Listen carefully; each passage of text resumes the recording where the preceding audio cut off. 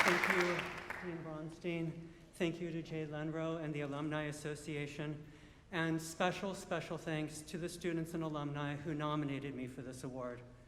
I have learned so very much from the Peabody faculty, including when I was a student who walked across this very stage 21 years ago.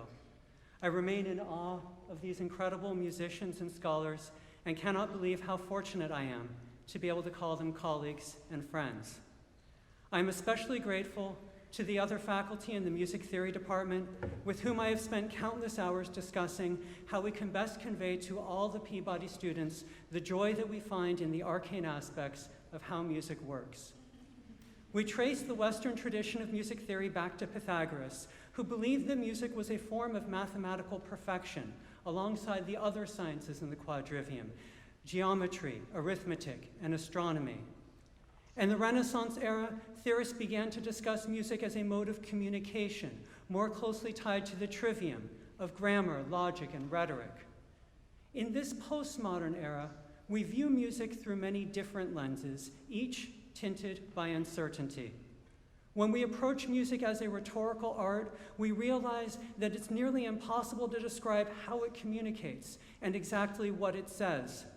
The scientists working on the cognition of music are no closer to understanding why music moves us than E.T.A. Hoffmann was 200 years ago, when he claimed that music was the highest form of art because it expresses the ineffable.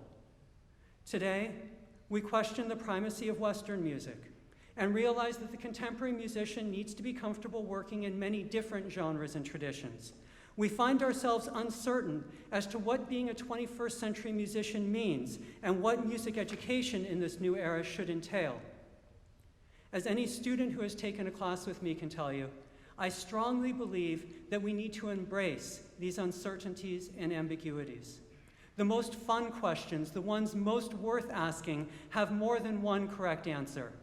And every question, of course, has how many wrong answers? And that's correct, infinity. Artistry occurs within the twin poles of tradition and originality. New work that does nothing but reprise the old lacks a compelling reason for existing.